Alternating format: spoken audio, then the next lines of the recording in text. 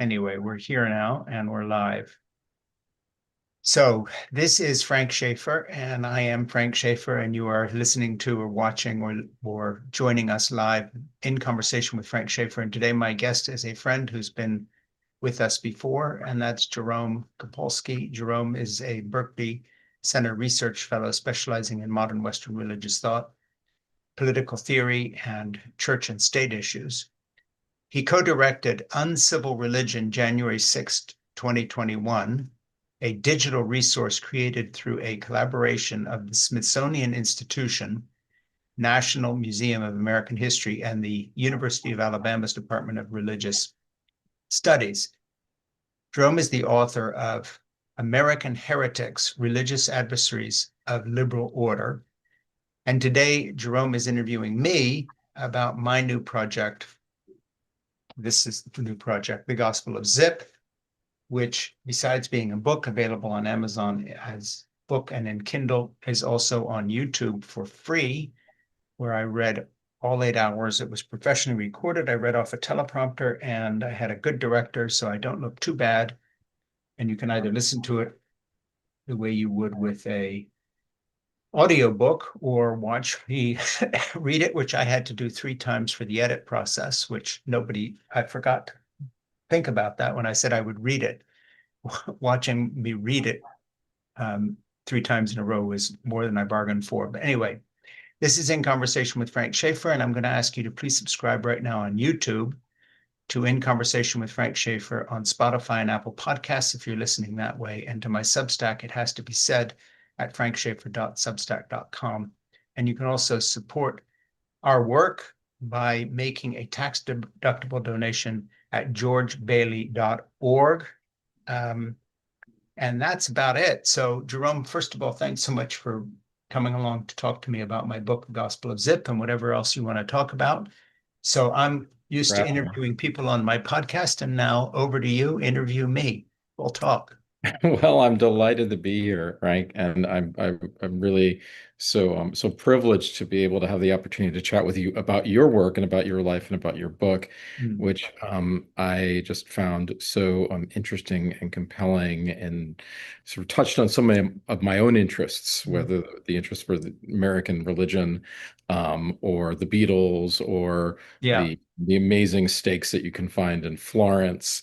Um, yeah, and of course pups, dogs. yeah. So I mean, it's such a, this is such a rich, complicated, unique book, which, as I was reading it, I felt that I was reading a Bildungsroman,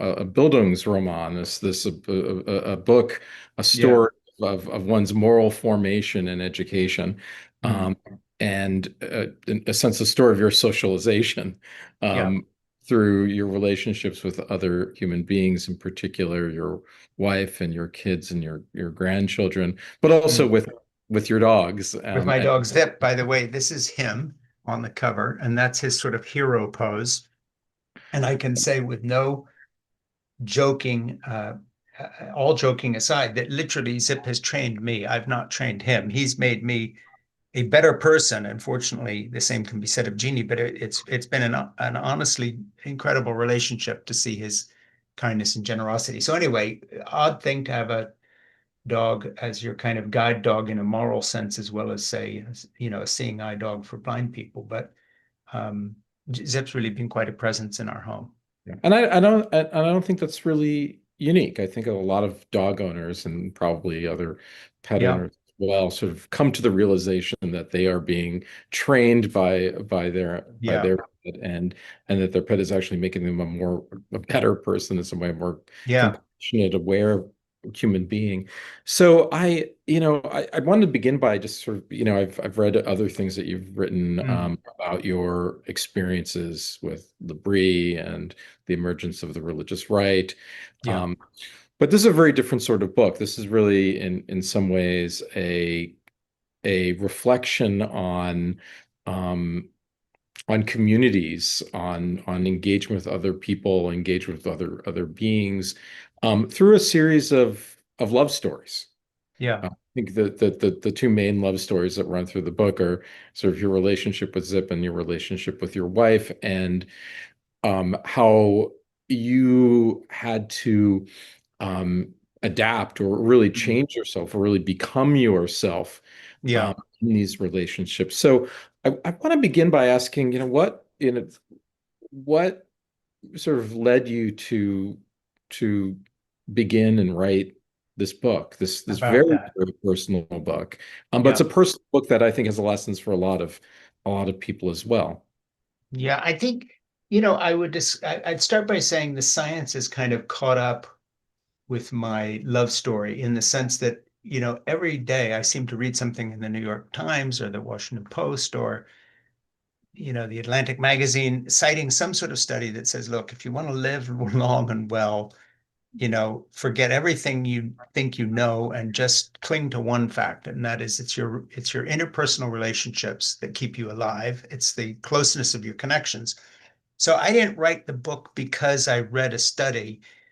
I wrote this book to reflect on that as a 73-year-old who's been married for 56 years, has three grown children and five grandchildren, three of whom I do childcare for. And I guess somewhere, at the beginning of that second round of childcare, I began to realize that I cared about that aspect of my life, the relationships, the close relationships, so much more than anything else I had ever done, been, or tried to be, to the point where it began to dawn on me that every failure I've had commercially, say as a filmmaker, or the books that haven't done well, or whatever it might be, I was beginning to look at as gifts because those failures actually had provided more time with my family and the people I care about most, not less.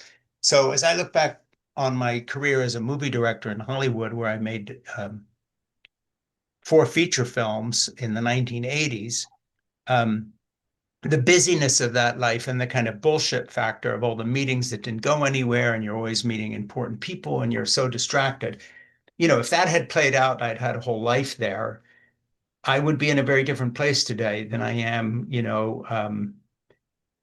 sitting in the kitchen this afternoon putting together the three school lunches for my grandchildren because all they wanted for Christmas from me was that I would cook a couple school lunches for them a week because I've cooked so much for them that the food I make for them is something they love. And while that doesn't sound like a big deal, as a 73-year-old that's desperately needed by teenagers in high school and what they want is for me to cook for them, I don't have to wonder, what I'll do tomorrow morning. I've got people I love who, need the big and the little things I can do for them. So all these studies I read about longevity, say, or health or mental health that are linked to relationships, not only have I found to be true, but in the last 15 or 20 years, as I began to contemplate my own life as it draws to a close, what I realized that was for myself, that I wasn't faking it when I said what I'm most grateful for is my failures. Because had I been more busy, even more busy than I was as a writer or whatever, um, then so many chances to just earn a living as I could, but have more time than I wanted sometimes because I was less successful than I wanted to be would not have happened.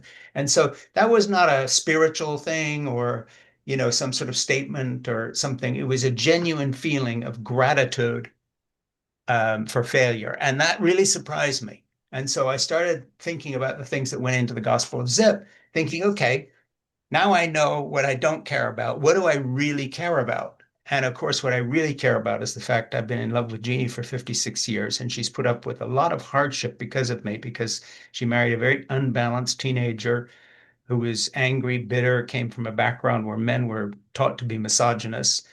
Um, and I've traveled in that arc to a place where, Jeannie and I know this sounds trite, are very, very happy. But it's happiness built on a lot of learning on my part, a lot of forgiveness on her part, a lot of suffering, harshness with my children that I never show to my grandchildren, and an arc where, I have been the benefited from just an incalculable amount of patience and forgiveness from the people who have watched my mental health improve over the years.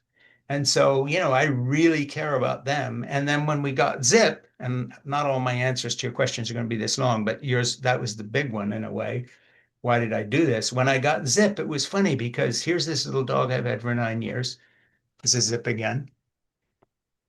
And his behavior to me and to my wife and to my children and grandchildren and to our friends and our neighbors, some of whom have big Trump signs on their lawns, was the kind of non-judgmental kindness, acceptance, enthusiasm for connection that all the neuropsychologists tell us are the thing that keep people alive longest than any other part of their life. It's not career, it's not ambition, it's not money, it's not position, it's not power. It's the closeness of the love and connection you have with other people. So Zip already knew what's taken me 73 years to discover.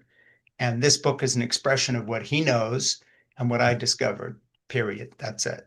Yeah. So Zip is lucky, and dogs are lucky in that they're, in a sense, evolutionarily bred to have Yeah. this knowledge, right? And we stupid human beings have to stumble around to figure it out. I think Yeah. one of the things that's strong about the book is that the book is in a way a confession and an apology. Yeah. Um, and the voices of the people that you've impacted, your wife, your children, your grandchildren, are woven into this Yeah. story as well. That it's just not a one-sided thing of you speaking, but it's these other voices come through to, in a way, tell their side of things, Mm. to notice and affirm the changes that you're describing, and really Mm. provide that texture in a way, the sense of getting those lunches made Yeah. comes through in the writing. I want to, I guess, pose this question because you talked about the how failure, professional failures, artistic failures, Yeah. in a way, created the space for the success that you're experiencing. Mm. This moral and communal social success. Yeah. What's interesting about that to me is that um, when you were young men, you were actually quite successful. Yeah. And I mean, it depends how you term success. I don't look at helping start the religious right that took over the country in the form of the MAGA movement and elected Donald Trump as a success. But if you were simply measuring impact of one's life, even if it's negative and terrible at some points, you could call it that. But I was certainly in demand. I was called, people like Cal Thomas, who was the president of the moral majority, and Jerry Falwell, when I came forth as a young speaker, said I was one of the best young speakers anywhere that anybody had ever heard, and I was pretty good at it. The problem is my message was diabolically wrong, and in pushing back against, say, feminism or for anti-abortion or right-wing politics. And of course, it was nothing compared to where we are today. And I can only hope that if I'd stuck with the program and hadn't changed, that when Trump came along, I would have had the courage to bail. But those Trump whisperers are earning hundreds of millions of dollars, and it's nice to be close to him. And I don't know if I would have had the moral fortitude. So I'm glad I got out before the machine became what it is today, where we don't have to talk about Donald Trump, but we all know, the kind of people who are close to him and the sort of people who are going along with what he's doing, and with apparently no line he crosses warrants them rebuking him or leaving. So when I left the evangelical subculture, I did so to try to be a better husband to Jeannie because I realized that it was making me even more of an asshole than I was. Every success I had in that climate made me a worse father, a worse husband. Um, the God cash, as I call it in my book, was good. We had a lot more money then than we do now in terms of income. But um, I began to really ask questions. And fortunately, I was young enough and resilient enough to ask those before I was on everybody's board. And I know, I don't think I have this in this book, but maybe I mentioned it in my memoir, Crazy for God. But one of the sort of triggers for me was when Pat Robertson, running the 700 Club in his university, asked me to be on his board. And it was at the same time as Jerry Falwell, the founder of the Moral Majority, had lent me his jet and pilot. So I wouldn't have to take commercial when I was going to be the Southern Baptist Convention speaker or open the National Religious Broadcasters Convention, filling in for my dad, who was doing cancer treatment at Mayo Clinic. And suddenly I was his nepotistic sidekick. And the mantle had passed and so forth. And I think it was the scary thought, by then I knew these people were flakes and thieves and real jerks and con artists. I mean, very much cast in the mold of Donald Trump, actually, when you look at Pat Robertson with his diamond mine and all that. And so I kind of bailed for aesthetic reasons. And also, for my wife, she wasn't making any demands, but this was not helping us and it wasn't helping me. And then, of course, if you start asking questions, sometimes the whole thing comes apart in your hands, which is, what happened. And so, um, I got out at that stage. But if I don't claim that if I'd been a little more invested, or if I'd say I'd turned 40 and I put another 10 years in, and that kind of income and power had come to me, I'd be sitting in the Oval Office with Donald Trump right now because I was very much on the trajectory. Everybody, people like Paula White and all those were nothing compared to the Schaeffers in the 80s. I mean, we were much more connected than they were until Trump came along. And all his religion whisperers were minor players, or people like them were, compared to my parents. Only Reverend Billy Graham could have been considered a larger evangelical star, say in 1980. And I think, it's important to add what was unique about your father and what was unique about what was happening at L'Abri, Yeah, and, and the kind of work and the kind of evangelical work that he was doing, which yeah, was quite different than what was happening in the United States at the time. yeah. Yeah, it was very influential, but also very different than what's going on now. In other words, Dad was nothing to do with, say, the Pentecostal or charismatic movement that has had its prophets ordain Trump as God-given and this kind of thing. He would have hated Donald Trump with a passion and never would have bought into this period of history. And I think one of the tragedies is that, my father's sincere work in what he thought was, telling the truth at that time, that kind of politicized gospel led to this, but on the other hand, without any idea of where this would wind up. So, it isn't that I hold Dad blameless for his views and where I would even, disagree and argue today, thinking back on it, but the idea that Dad had some sort of foreshadowing that, in his wildest nightmares, he wouldn't have pictured Donald Trump. So he would have pictured more Ronald Reagan or George Bush, Gerald Ford, who was his friend, President Ford, those kind of people, standard run-of-the-mill Republican, regular people, respect law and tradition. And then Dad wrote this book called A Christian Manifesto, saying if we can't overturn Roe v. Wade by democratic and electoral means, then, there would have to be some sort of a revolution. And in that, you begin to have the shades of the MAGA movement. But for him, that was very theoretical at that point. And what was, I mean, that book comes out in 1982, so it comes out after Reagan has been elected, and where, where people on the right, religious right, are beginning to see what they can get out of the administration and where they're Definitely. back. What is, if you can recall, what motivated your father to write that book, to sort of present those ideas of more radical alternative. And Yeah. what did they, you meant what really was the hope or vision of a kind of American restoration or revival that Yeah. you guys were pushing through at that time, or hoping for at that time? Well, if Dad had died before he wrote Whatever Happened to the Human Race and A Christian Manifesto, he would not have been marked as someone particularly of the right. He wouldn't have been marked as somebody of the left. But, his idea was an interpretation of culture and history and art and theology from an evangelical point of view. Um, but it was kind of like one step leads to another. And so once Dr. C. Everett Koop, who became Ronald Reagan Surgeon General, talked me into talking Dad into making a sequel to his movie on art and history, saying, well, in the last episode of that movie, you talk about Roe v. Wade as an example of judicial overreach. Now make a whole series about abortion, infanticide, euthanasia, the life issues, and so forth. Um, at that point, my father at first said, no, this isn't our issue. It's a Roman Catholic issue, speaking of abortion.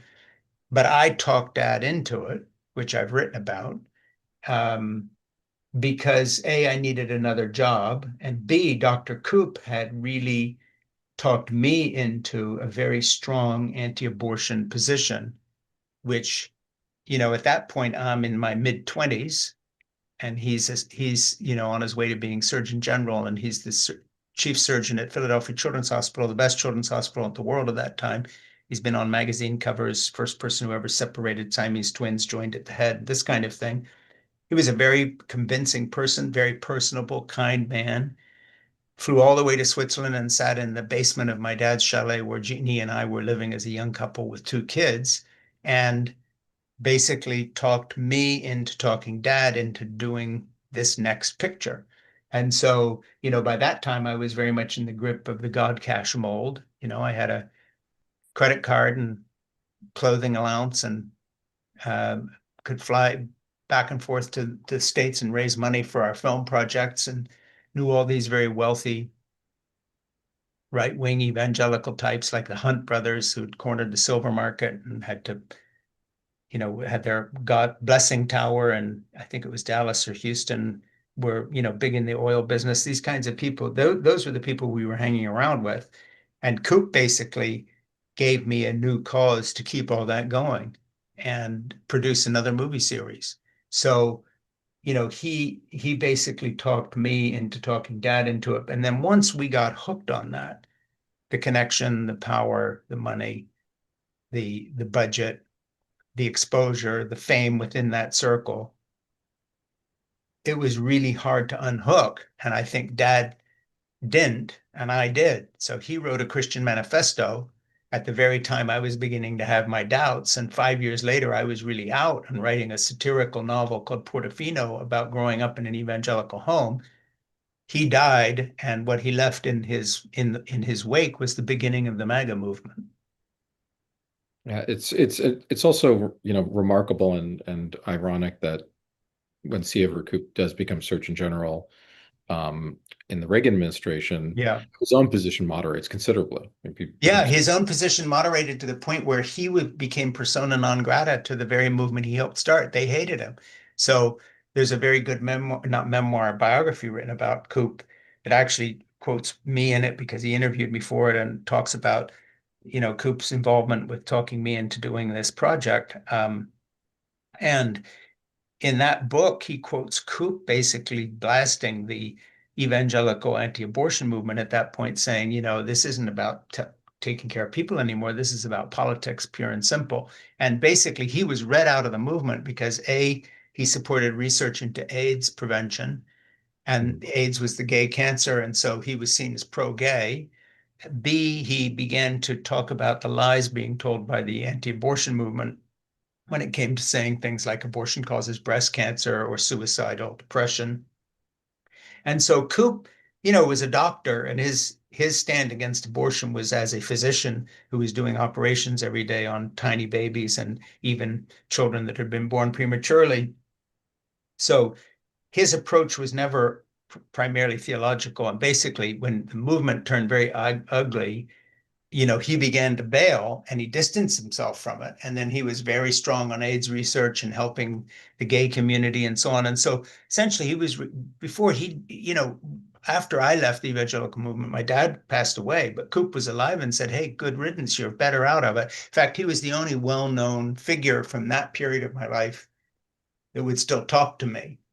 Once Portofino came out, and I began to distance myself from it. So Coop was not cut out of the same cloth at all, as in terms of right-wing politics and the direction it took.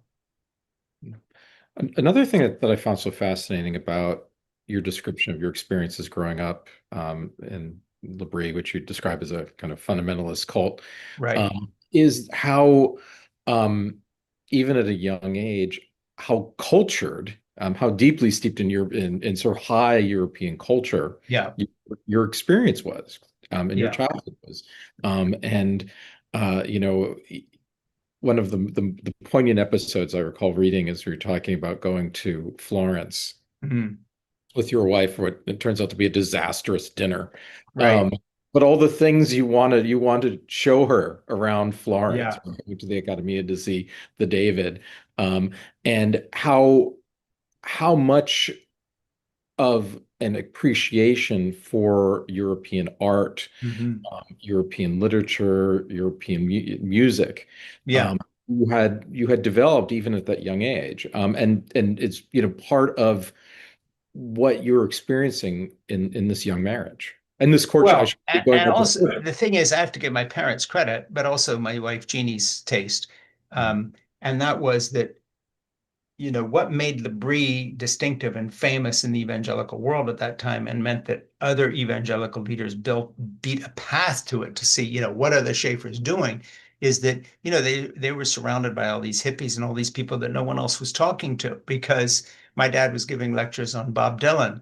He was leading tours to Europe, finest museums, whether it's in Paris at the Louvre or in Italy, going down to Florence to the Uffizi Gallery or taking people to Rome. In other words, this was not Billy Graham, this was not Jerry Falwell. And of course, part of the tragedy of what happened to him being caught up in the religious right is that he was presenting an intellectual, artistic, aesthetic alternative to that, saying, no, no, art's important, literature is important. So, I grew up knowing the whole classical canon because just what my dad was always playing on his record player. There's never a piece of classical music that I hear. I mean, when I say never, almost never. I may not always be able to name the composer, but I've heard it and I know where it's going to go. Well, that's because that's all he played all day long, 24/7, literally 24/7, with a few hours for sleep. Our idea of a vacation was to go somewhere, go to a museum. Dad's best friend was Hans Rookmacher, who was the head of the art history department at the Free University of Amsterdam. They co-wrote some stuff together. They traveled together. Dad would go speak there. Rookmacher would come to Labrie and give lectures on Matisse or whomever it may be. That was my whole environment. And then when I started as a painter, and you can see some of my art hanging behind me here in my studio, it was with great encouragement from my dad. In fact, in his book, How Should We Then Live About Art and History, which he dedicated to me, he said at the beginning of it, my only lament was that this has taken Frank away from his studio. Because by that time I was having shows and I walked away from that to become his well-paid nepotistic sidekick in the opening of the salvo of the religious right, which for me is one of those failures, if you want to put it that way. But I came back to painting years later and so forth and so on. But um, you know, that our interest in art was because of his shtick being, how are you an evangelical Christian with a strong tie to culture? And of course, he had left the States in 1947 after a church split with people who were even more fundamentalist than he was. And he rebelled against that and said, no, I'm going to go to Europe and do my own thing.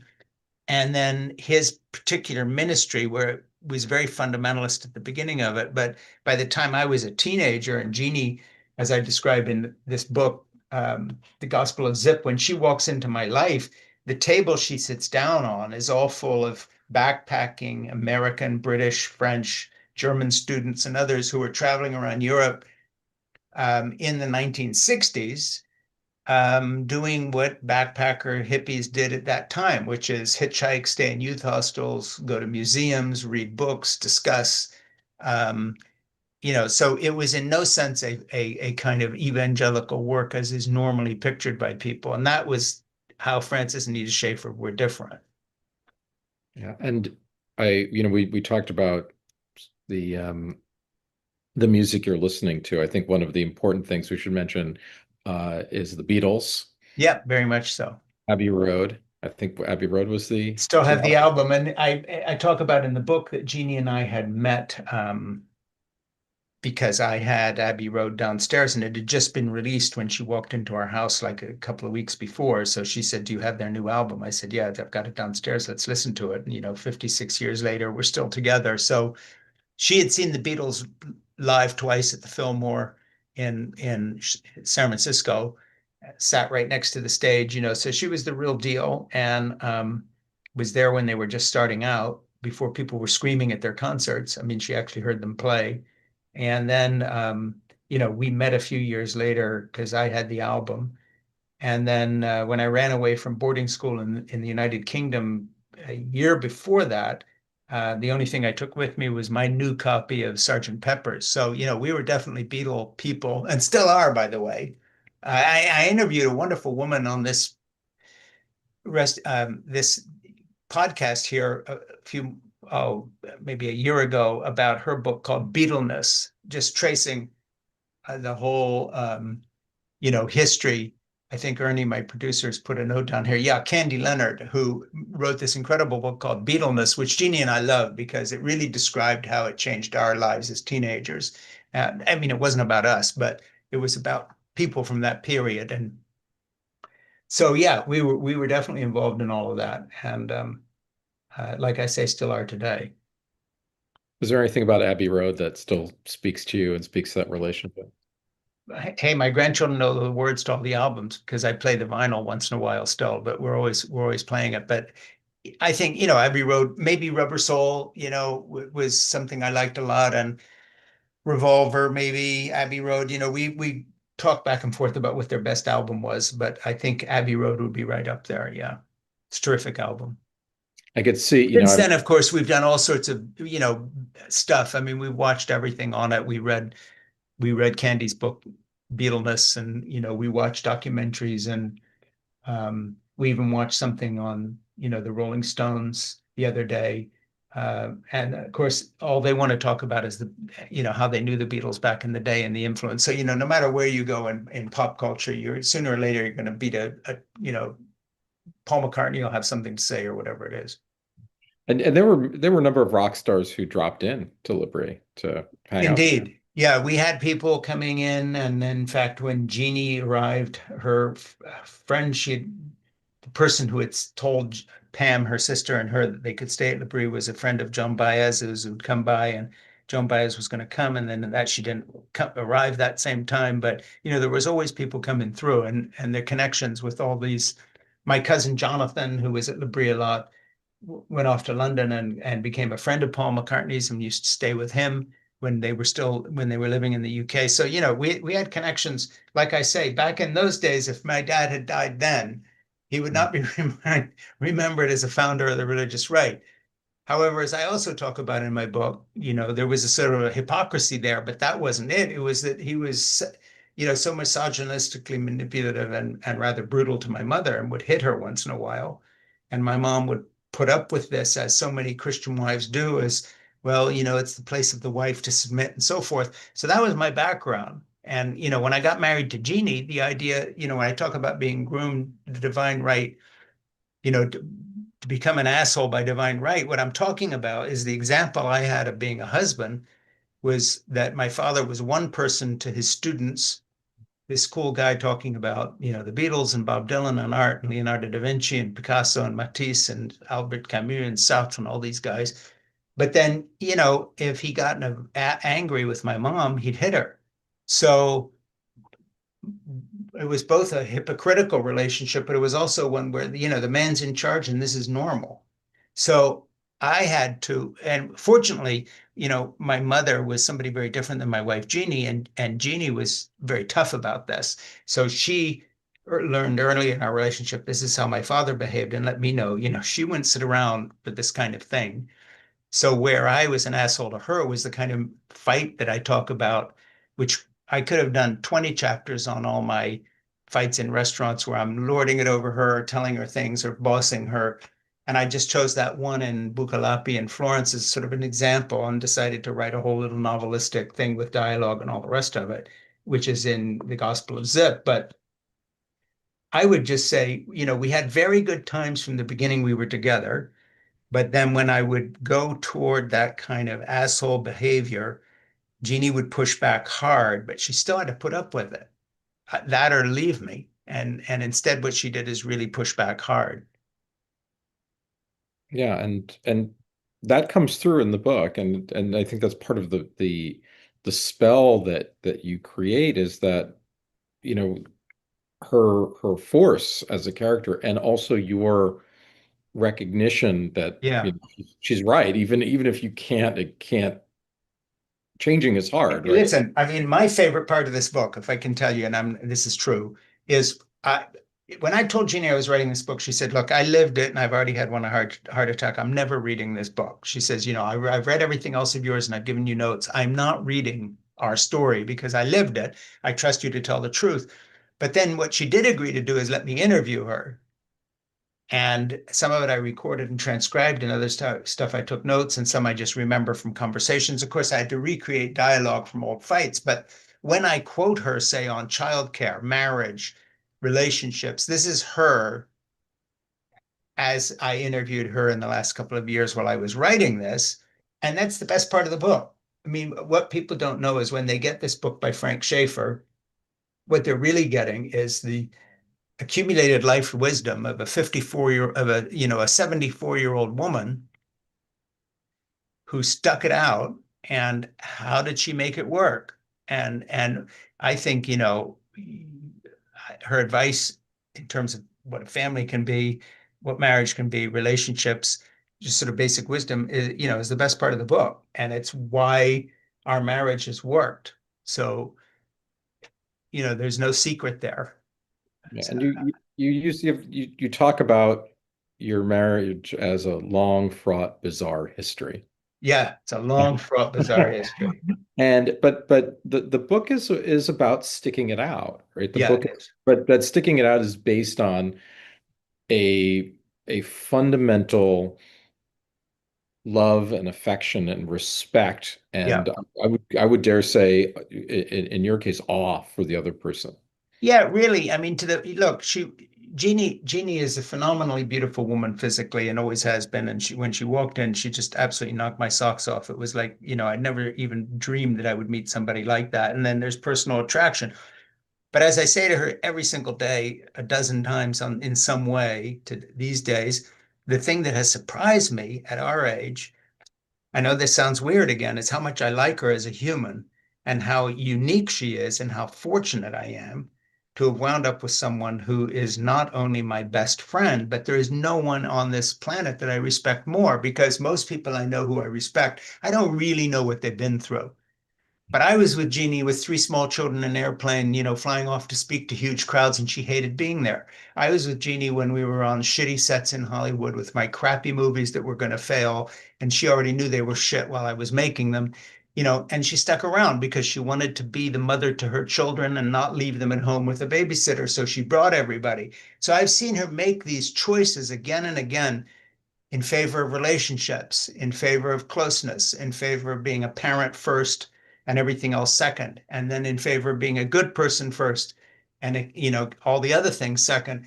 So, I went up at this stage of my life just saying, one of the things I wanted to do in the Gospel of Zip, and man, it's nothing, it's just scratching the surface, but is share a little bit of what comes out of the mouth, heart, and mind of a really wise woman who has shaped an entire clan of people around her. And, my family loves me and we all get on, but they adore Jeannie. And she's not this sort of nice stay-at-home mom type either. She ran a publishing company for 20 years. She traveled with me on the road. She's, kind of a very wonderful, complete person. But you don't meet people who don't adore Jeannie if they know her at all, and they don't adore her because she's so some smarmy saint. It's because she's just so sensible and grounded and centered and lovely. And so, it's taken me a lifetime to figure out how fortunate I am. I mean, like you meet people and as you get to know them, you either, sort of have a lot of kind of and or if but sort of things about them, or you just see who they really are. And I must say, this book is about how lucky I am to share this tiny little moment on earth with this amazing person. I mean, what do I know? She wandered into my life at 17 and we listened to an album together and knew nothing about it. And then I got her pregnant and then we got married because that's what evangelical Christians did. If you got a girl pregnant, you'd marry her. And she could have walked at any moment at that, but actually she loved me too, saw some potential there, and we stuck it out. And so here I am in my 70s wanting to tell that story, and that's what the Gospel of Ziph is about. Yeah, I think it's such a great rebuke. You've probably been following the recent conversations about the so-called trad wife. Yeah. The um, these attacks on Yeah. feminism coming from the right and trying to reestablish um, ancient hierarchies of obedience, subservience, and what have you. And Yeah. this book is actually a rebuke in ways to that Yeah, it kind. is. And you know what? It was funny too, because there was I don't read comments on my stuff much, but there's been, 5,500 views so far of this book on YouTube. And I scrolled down through some of the comments, and the one that stuck in my mind is someone said, I don't know if they'd watched the whole thing, but they'd probably seen me talking about fighting with Jeannie. And they just said, oh, he's a total jerk. I would have left him. And it's the only one I answered. I put a comment on it and say, yeah, me too. You're totally right. I mean, as far as I'm concerned, Jeannie would have been very justified in walking. I'm lucky she didn't. And, and in the end, I changed. But, when I think about myself at that point, I'm saying to myself, well, yeah, I can't say she was fortunate when she walked into Labrie and met me. I was, but I can't say she was, because she's had a monumental struggle to look. She not only married me, she married into the Schaeffer clan. And her part of that clan is golden, because she's been golden, and she is the, mater familias. I mean, she's that everybody in that family really reflects, the world she built for them. But she wasn't lucky to marry into my family, an abusive father who was hitting my mother, a hypocritical Christian movement that became a sort of foundation of the religious right, et cetera, et cetera. And she was so relieved when I left all that. I mean, Jeannie's been so happy since we got out of that whole thing 30 years ago. It's been, you know, going so much better. Well, almost 40 years ago now. But so not only did she stick with me, it's like she had married into the mob, and she's like suddenly realized, I'm with this insane family. She did. And She really bought into the whole thing. at the at the beginning she did, because she was this nice San Francisco hippie Mhm. dropping acid on Half Moon Bay, hanging out with the drummer from Santana, going to see the Beatles live. And Labrie was this fabulous commune up in the Swiss Alps. I mean, if you just saw the view, you'd know why everybody converted. And my parents would put out these beautiful dinners, and everything was so interesting, and there were all these people there and so forth and so on. And she had come from this sort of nominally Roman Catholic background. She had gotten sick of being, the hippie movement. She had totally burnt out on the whole drug scene and all the rest of it. And even by that age, she was just done. And she loved Europe. So here are these people talking about culture and art and literature and music, and what's not to love. But then, of course, when you read the fine print, and you realize that everybody you see is either saved or lost, and if you don't become an evangelical Christian, you're going to burn in hell, and all this sort of stuff. It didn't take long for her to begin to say, what on earth did I stumble into? And fortunately, we left that part of our lives together, but she didn't leave me. So, we both grew past that, but she totally bought into the project at the beginning, because it was for the same reason that thousands of people who came through Labrie did. Smart people, too. Very attractive to be part of a community that takes care of you, has all the answers. I mean, in the same time frame, her cohorts were heading out to India, to the Maharishi, and all these people, and they, those guys turned out to be flakes too, if you know what I'm saying. The kind of spiritual quest was not unique to us. That was the temper of the times. You remember that song "Sexy Sadie" on the White Album? Exactly. Yeah. And Jeannie and I always cringe whenever we get the sitar stuff. It's like, okay, we love everything, but we never did like the George Harrison stuff, and we still don't. I mean, she liked Ravi Shankar and listened to that. But when they did their Indian version of our evangelical conversion, and now we're all going to India, and we're going to do the sort of Indian spiritual stuff. She wasn't buying into that either. So, what's her relationship to Zip? Oh, it's like two laps are available, and Zip comes over and sees me. But if Jeannie sits down, she has to put her coffee cup down first before she sits in her rocking chair by the wood stove to do her needlepoint, because the trajectory of Zip to her lap is he goes airborne, and he's on the way to her lap before she's seated. So if she has her coffee cup, it's going to Yeah. spill all over the place. He has to put it down, then sit down because he launches. Um, so Zip knows goodness when he sees it. Good training.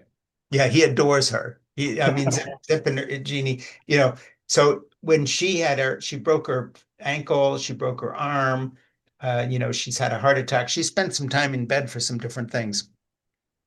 Zip literally never leaves her. If she's got a cold or a flu or a broken foot in a boot or whatever it is, and she's in bed, Zip will be glued to her side and stay there, night and day until the whole thing's done and she's better. So what do there's as we've been talking about so many things, right? Art, religion, Yeah. politics, dogs. Um, what are the kind of lessons that you really want to underscore for your reader? First of all, I want to tell them that the whole manosphere, starting with Donald Trump and JD Vance and all these other people, they are absolute pigs. And how do I know that? Because I am a recovered swine and I do not brook any of this bullshit any longer. I see through it, all this macho posturing and grabbing for power and lording it over people, much less wagging your finger in the face of a journalist and calling her Miss Piggy. And it's no accident that Grok and JD Vance and Donald Trump are all one thing. So Elon Musk, what's he do? He produces an AI platform, and the first thing they do is undressing people without their permission and child pornography and all the rest of it that the British are investigating, but our government won't because he's close to Trump, and so Trump wouldn't allow it. So I am so done with the idea of manhood as represented by these unrepentant assholes and their attitude towards women. And I take it as a personal insult because it's like they're telling me you should have stayed the way you were. And I realize the light and the beauty of my life comes because I left that shit. And I'm no pushover, and I am not an effeminate person, and I don't buy into the touchy-feely thing. I could care less. But when it comes to my relationships to other people, whether it's my wife or my friends or my gay partner who runs my podcast, Ernie Gregg, and his husband, Rock, or whomever it is, the model presented by J.D. Vance and Trump and Pete Hesgeth and all these people is not only one that I have left, it's one that I was on the inside of. And so I know it's totally false. These are all lost, bad little boys who were bullies and never got wrapped down at the right time. And so they got away with this shit. And so I have zero respect for that interpretation of manhood. And again, this is what Zip is not. This is Zip's little hero pose. But Zip is kind. Zip lives by one code, and that's the survival of the friendliest. And so do all real men. My son, who was a Marine who fought in Afghanistan, is the father of the grandchildren that I care for and that I'm cooking lunch for tomorrow again. He's one of the people that Hesgeth would say, well, he respects women and he's kind and and his relationship with his daughters and his wife is that kind of manhood. And it works so much better. The other version is just so stupid. So the message of my book is that, I can't make people do it. One of the reasons I wrote it in short sections, almost like phone texts, is because, of course, so many people don't read these days. And one of the reasons I read it out loud for free online instead of just selling it, looking at section 188, whatever that is, it's like, 7, 8 lines long. The reason I put it in sections like that is I'm hoping people who don't read, young men and so forth, that somehow this book can percolate into that environment.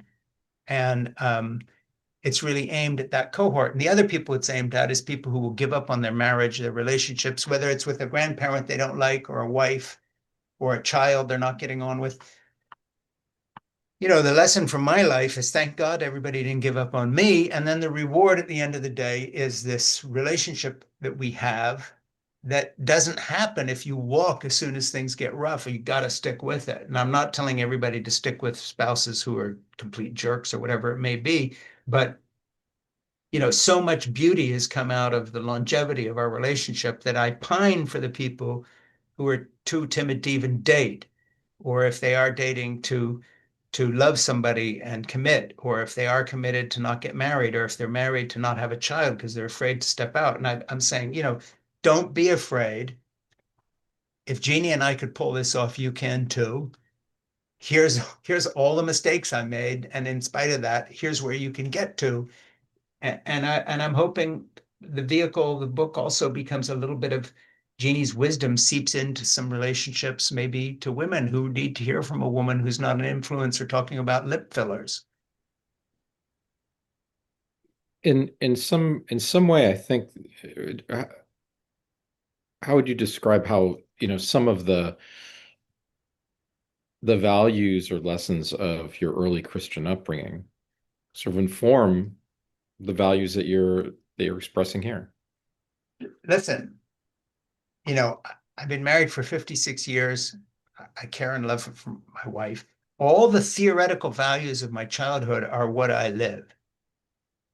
I just don't live the theology that says if you don't agree with me, you're going to burn in hell forever. And I'm not sure there's a God there. But I am sure one thing, and that is the whole last part of my book is talking about what Elizabeth Marshall Thomas discovered and writes about in her book, The Old Way, of living in the Kalahari with hunter-gatherers who were living like Christians and they'd never heard of Jesus. They lived like Christians in the good sense of the word because it worked and that kept them alive, caring for people, respect for the elderly, watching over the children, men sharing the work with women, the hunter-gatherer ethos before agriculture, before literature, before religion. That's the only reason any of us are alive. So when I look at the teachings of Jesus, I think they're absolutely true. I'm not talking about the theology. Why do I think that? Because they reflect exactly what evolution taught Zip when he went from being a wolf to a dog. And that is, if you want to survive, this is how you train humans. You don't snarl at them and threaten them. You approach them and you're kind, and you become part of their families. And obviously that the whole survival of the fittest is not what Christianity teaches, but it's not what evolution teaches either. Evolution teaches the survival of the friendliest. It's cooperation is the only reason you and I are having this conversation, because your ancestors would have been killed or died, or they broke a leg and nobody would have picked them up. Mine too.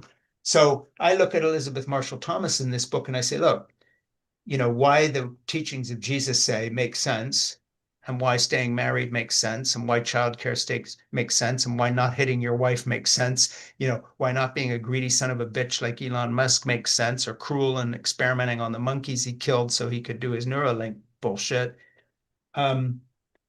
is not because Jesus said so, it's because evolution says so. And that's why the words of Jesus, and I'm only speaking personally here, you don't have to agree with this, made sense to anybody because it's what everybody already knew and longed for. That's what we all long for. So, the reason Donald Trump is an asshole and such a son of a bitch is not because he denies the teaching of Jesus in the way he treats people and says, I won't forgive anybody, but he denies all the truth that evolution has taught us and why we're here, which is not seek revenge on everybody or define anyone as an enemy who doesn't agree with you. This is not what works. So, what the Gospel of Zip is about is what works, what has worked in my life and what I think can work for other people, and that we tend to forget in this chase of money and power and all these other crazy things that don't lead to anything. That people like Trump and Musk and all these other people have just sold their souls for. And it's an idea of manhood and success that's abhorrent to me. And in fact, it's not success. If what I'm saying in the Gospel of Zip is true, Elon Musk is one of the world's great failures. He's got 14 children by 6 women. He doesn't have relationships with any of them. He does artificial insemination and then eliminates the fetuses and the embryos that don't measure up to some genetic profile. Peter Thiel is the same. All these people are the same. That's not success to me. Success to me is what Jeannie and I had on our 50th anniversary, sitting up on that deck on top of the Excelsior Hotel in Florence. And I'm sitting there with tears on my cheeks of gratitude of this arc of life that I now can see. That is success in my book. Success is having a granddaughter that expects me to show up when she has a migraine headache, because of course she says, Bob, that's her grandfather, will come. There's no question. You just call and he's there. That to me makes me a successful human being, that those people count on me and love me and they don't fear me and they expect good things. That to me is success. So basically, this book, The Gospel of Zip, holds an idea of success that I think actually reflects the entire lesson of evolution, that itself is reflected in the teachings of Jesus when it comes to human relationships. And basically, when Charlie Kirk's widow said at that memorial service, I forgive his killer, and Trump contradicts her right next to her and says, well, I don't forgive anybody. I hate my enemies. That's your choice right there. And to me, forget Turning Point USA and all that other stuff and who Charlie Kirk was. But to me, at that moment when she forgave publicly, whether that was performance art or whether she meant it, that's not the point. She was tapping into the truth that has led to human survival. It's the same thing that Nelson Mandela did in South Africa, which is why it didn't just become a civil war and a bloodbath. And when he says, I hate my enemies and I agree with all this forgiveness business, he was tapping into absolute failure. He is an absolute failure. Trump is a totally failed human being. He will leave nothing behind him except the lies and fear that he lived by. And Elon Musk is a total failure as a human being because he doesn't care for the people in his life. He denounces them if they don't agree with him. He just spreads these babies around. Then there's this Chinese billionaire that worships Elon Musk, who's used surrogacy laws in America that are very lax. So he's got 100 sons now by 100 different women, all who've, have been artificially inseminated by his sperm. That's his idea of being a man. You start your own sort of army. Well, to me, that's total failure as a human being. That's an absolute failure by definition, that you need that kind of affirmation. So I think the Gospel of Zip presents us with a choice that I made deliberately when I was writing it, of really tapping into this idea of Jesus's, of the least of these being important, including a little dog named Zip. It's not the rich and the powerful flaunting their wealth and power that are successful. They're failures. Because if you need that, I mean, Zip knows who he is. And now at 73, I know who I am too. And Jeannie's always known who she is. And as far as I'm concerned, that's success.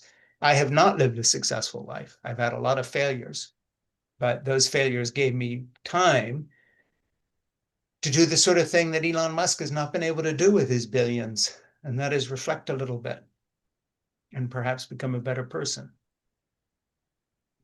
So I think I have time for just one more question. Sure, take your time. Um, what are you cooking for lunch tomorrow for the grand? I've already cooked it. I've charcoal grilled some steak tips in my stove. We can't eat steak anymore because we don't do red meat, but my protein loving grandson who plays a lot of soccer, needs that. So tomorrow's lunch is string beans, which they love, the way I fix it, which is a sort of Italian cold string bean salad. Steak tips, which I'll slice up thin for them and put in their lunchbox. Some fresh focaccia that I baked this week that freezes very well, by the way, and you take it out and just warm one slice with that, and a baked potato. And today they had haddock, fried haddock, roast potatoes, and broccoli for lunch. So that's 2 lunches a week I do for the 3 kids. And then the other 3 lunches they fix for themselves. But I've got that all set to go. So the beans are done because it's a cold salad. Steak tips are done and I'll slice them in the morning. And then I get up early anyway, and I'll have the baked potatoes done by 7 when I drop it off at their house. Sounds like a lucky bunch of kids. Well, hey, they got used to my cooking and they don't demand it, but that was their Christmas present, is they get a couple lunches a week. Super. Well, Frank, it is so great to be able to chat with you again and to spend some time with your book and your family through the book. And Thank I you. really learned so much, and it was so great to just be able to hear your thoughts and converse with you. Yeah, and my producer Ernie Gregg said, and as we have just marked the anniversary of Donald Trump's January 6th insurrection, and he is attacking Americans in the streets, Jerome's resource is more essential than ever.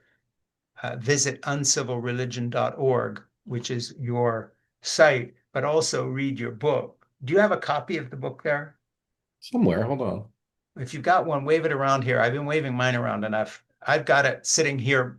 I didn't bring it because it's in the hallway, but American Heretics, we've done the book, we've talked about it, and it's a very important book.